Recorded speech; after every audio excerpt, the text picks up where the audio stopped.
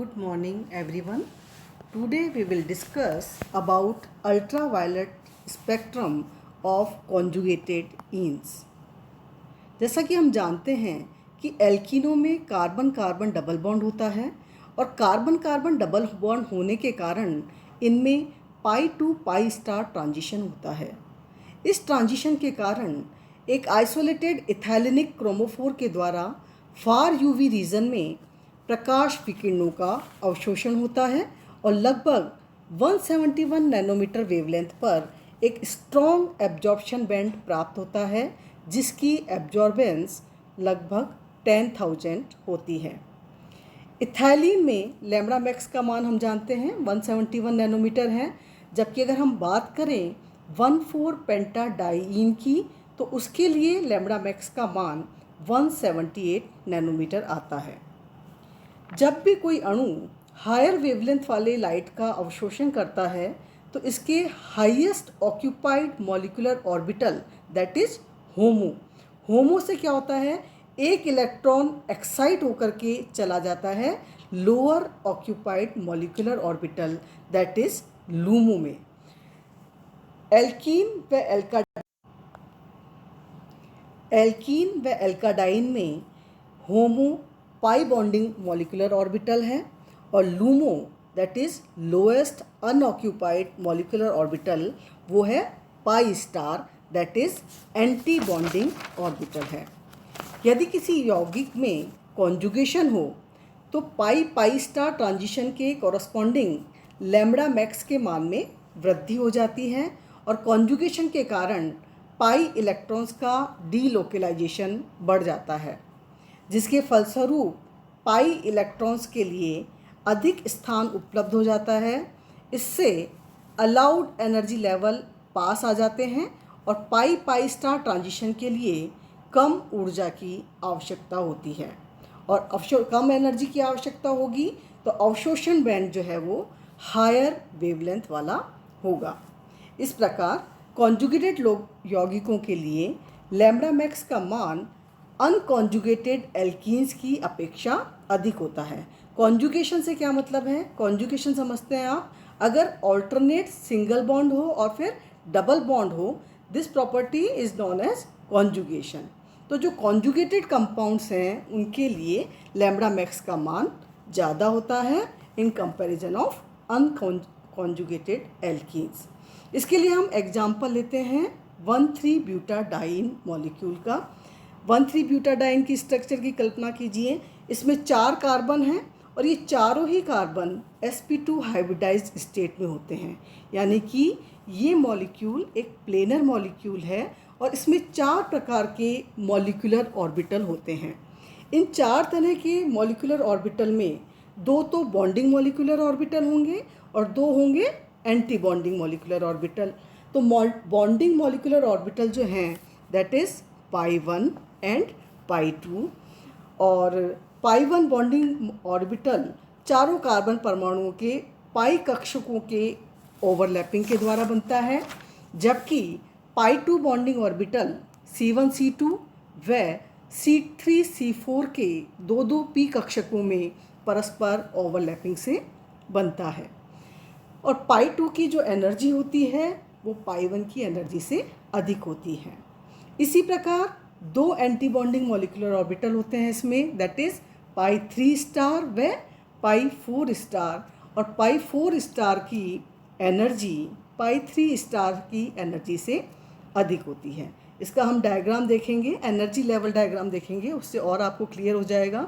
यहाँ पर 2 bonding molecular orbital हैं पाई 1 एंड पाई 2, ठीक है, और 2 ही इसमें एंटी बॉन्डिंग मॉलिक्यूलर ऑर्बिटल है पाई 3 स्टार एंड पाई 4 स्टार। दोनों का कंपैरिजन किया है हमने एनर्जी लेवल का। इथाइलिन मॉलिक्यूल और इथाइलिन में एक और इथाइलिन जोड़ दें दैट इज़ 1,3-ब्यूटाडाइईन, जिसमें कि कॉन्जुगेशन है, यानी कि alternate double bond single bond and double bond है। उसका एनर्जी लेवल अगर डायग्राम हम देखें तो वो इस प्रकार से आएगा।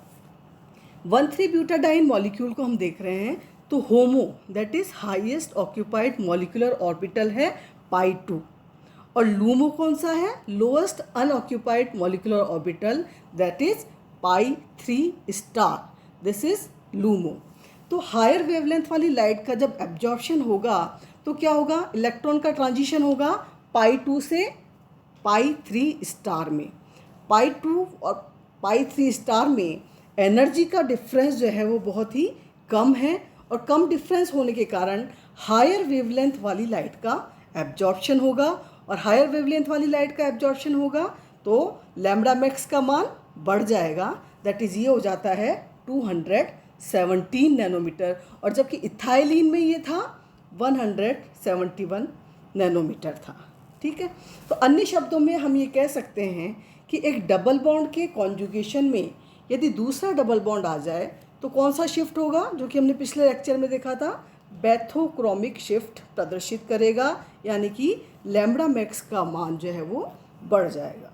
और जैसे जैसे कॉन्जुगेशन बढ़ता जाएगा वैसे वैसे लैम्ब्डा मैक्स के मान में भी वृद्धि होती जाएगी, और जैसे जैसे कॉन्जुगेशन श्रृंखला की लंबाई बढ़ती जाएगी उसी प्रकार से कक्षकों जिनमें संक्रमण हो सकता है उनको ऊर्जाओं का अंतर भी कम होता जाता है, ऊर्जाओं का अंतर, एनर्जी का डिफरेंस कम होता जाएगा, यानी कि लैम्ब्डा मैक्स के मान में वृद्धि होती जाएगी। अनकॉन्जुगेटेड डबल बॉन्ड की अपेक्षा कॉन्जुगेटेड डबल बॉन्ड बढ़ाने पर अवशोषित तरंगदैर्ध्य का बैथोक्रोमिक शिफ्ट लैम्ब्डा मैक्स का मान 15 to 45 नैनोमीटर तक बढ़ जाता है। यानी अनकॉन्जुगेटेड डबल बॉन्ड मीन्स जिसमें कि ऐसा नहीं हो कि ऑल्टरनेट डबल बॉन्ड है और फिर सिंगल बॉन्ड है फिर डबल बॉन्ड है, जबकि इसमें आएगा double bond single bond, that is unconjugated double bond. अब हम इसमें टेबल देखें हमारी, तो इस टेबल में हमको पता चल रहा है कि कॉन्जुगेशन के मान में जैसे जैसे वृद्धि होती जाती है लैम्ब्डा मैक्स के मान में भी वृद्धि होती जाती है।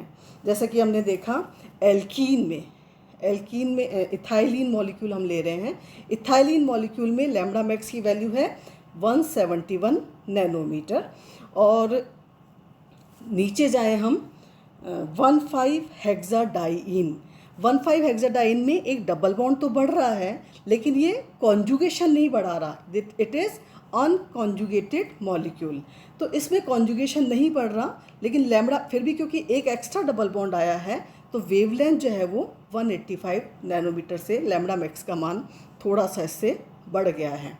इससे नीचे अगर हम जाएं दैट इज़ 13 ब्यूटाडाइन। अब इस मॉलिक्यूल में आप देखिए it is a conjugated molecule जिसमें कि alternate double bond single bond फिर डबल बॉन्ड है, तो अगर इसके लैम्ब्डा मैक्स को हम देखें तो दैट इज़ 217 नैनोमीटर। तो एक कॉन्जुगेशन बढ़ने से एल्कीन इथाइलिन के कंपैरिजन में पहले 171 था और अब ये हो गया है 217 नैनोमीटर।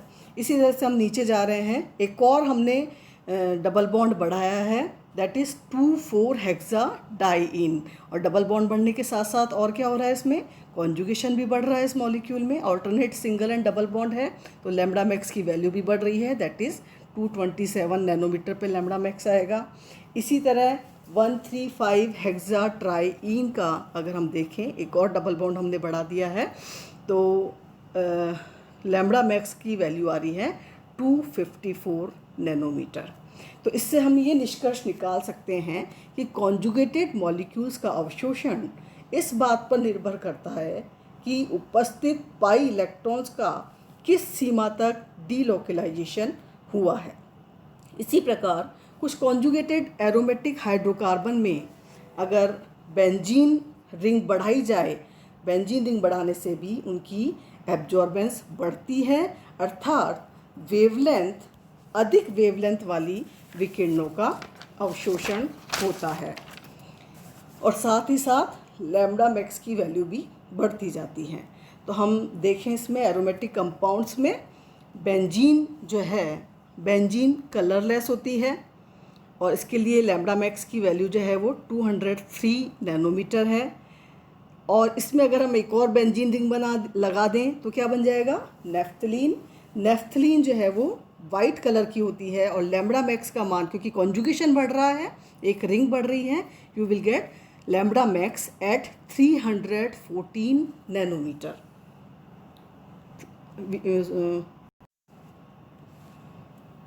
नेफ्थलीन के लिए लैम्ब्डा मैक्स जो है वो 314 नैनोमीटर होता है।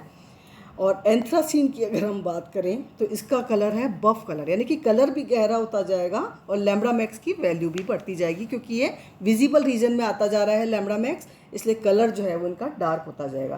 तो एंथ्रासीन के लिए लैम्ब्डा मैक्स है 370 नैनोमीटर। नेफ्थलीन येलो कलर की है, इसके लिए लैम्ब्डा मैक्स है 460 नैनोमीटर। और इसी तरह से एक और बेंजीन रिंग अगर हम बढ़ा दें, हेक्सासीन लें, तो वो ग्रीन कलर की होगी और लैम्ब्डा मैक्स जो है वो 600 नैनोमीटर पर आएगा। तो इनके गहरे हुए होते हुए रंग और लैम्ब्डा मैक्स का बढ़ता हुआ मान भी इसी तथ्य की पुष्टि करता है कि जैसे जैसे कॉन्जुगेशन बढ़ेगा वैसे वैसे आपका लैम्ब्डा मैक्स की वैल्यू बढ़ती जाएगी, क्योंकि एनर्जी का मान जो है वो कम हो रहा है। So that's all about conjugation in That's all about UV spectrum of conjugated dienes। और इसमें से काफ़ी क्वेश्चन पूछे जाते हैं, तो आप इस टॉपिक को अच्छे से तैयार करिए। Thank you.